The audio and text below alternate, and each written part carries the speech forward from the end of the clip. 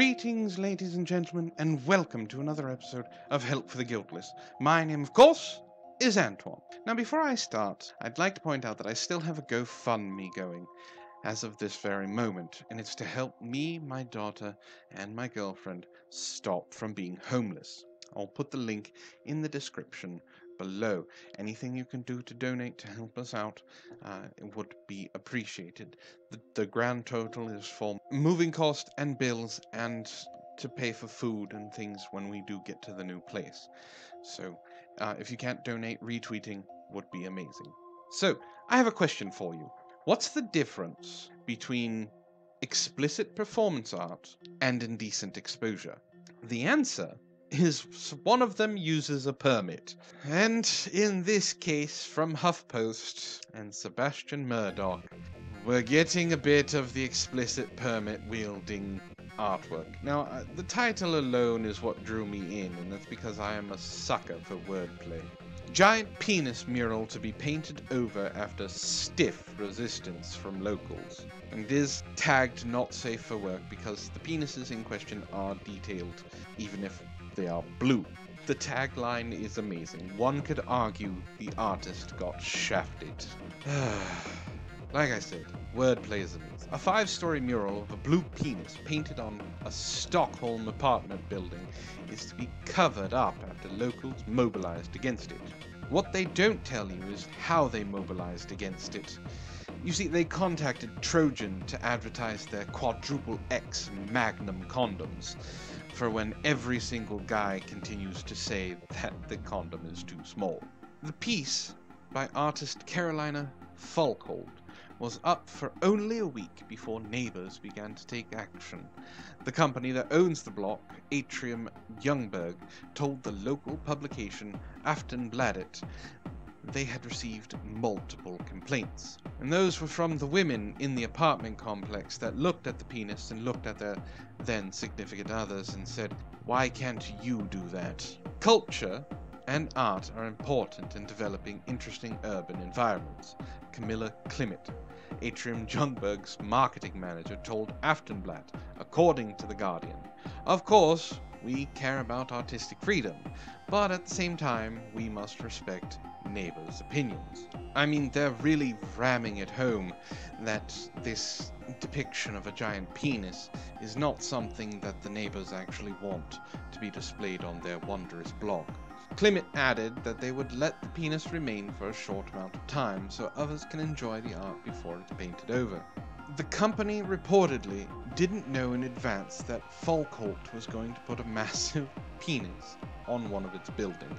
You know, this reminds me of a girl I once knew.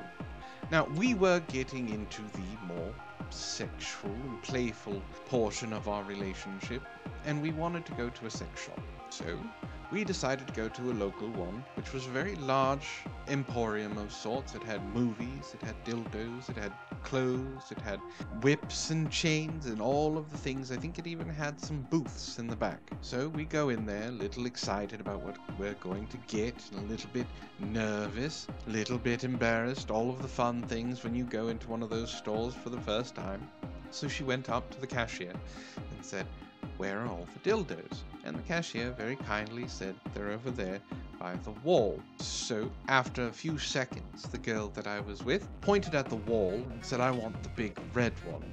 The cashier kind of smiled at her and said, "I'm sorry, dear, that's the fire extinguisher."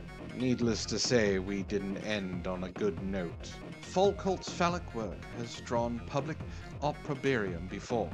In December, her depiction of a giant red penis covered the wall of an apartment building on Broome Street in New York. It was painted over 3 days later. You know, I am kind of remembering her name was Carolina. I will need to call her to make sure it's the same one. Interesting. Falkholt, who did not respond to HuffPost's request for comment, told The Guardian in 2017 that her work is meant to signify not feeling ashamed of our bodies or our sexuality. I can see that. I mean, honestly, I'm not, like, deformed or anything. I have a decent size. But I would be extremely proud if I had one that was 5 stories tall. I would never want to get an erection because I would die from blood loss, but it's still something to be proud of. I usually paint giant vaginas, pussies, and cunts, Falkholt told the publication, and since I had just finished one on the other side of the 5-story building, I felt like a dick was needed. I mean, equality and all that. She just got done drawing a giant badge. Why not draw a giant blue penis? I'm sure there are Smurfs everywhere who are very proud. The wall space of the broom was a perfect fit for it. To paraphrase the artist, Judith Bernstein, if a dick can go into a woman, it can go up on a wall. So I'm a little disappointed in these. It left me a little flaccid. I was expecting a hell of a lot more wordplay. But this was just something fun that drew my attention because giant goddamn penis on the side of an apartment building. I give her credit.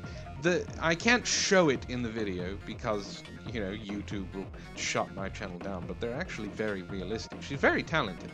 I will link the video down below and you can see for yourself. This brings up a good question. Is it sexually explicit? Now, she's not doing anything more than just painting a penis and a vagina. The body parts themselves are not sexual in nature. That's why nude beaches are usually havens of lipped sausages and Sahara-covered fur.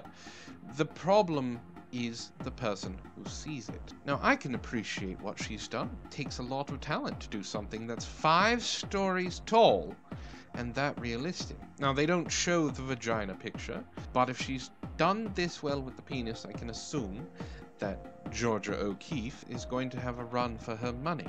The human body is not meant to be scrutinized the way that we do it. Everyone is beautiful in their own way. Although, I do see the irony in painting a 5-story stiffy.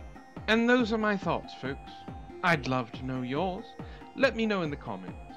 If you like what I do here, please hit like, share, and subscribe.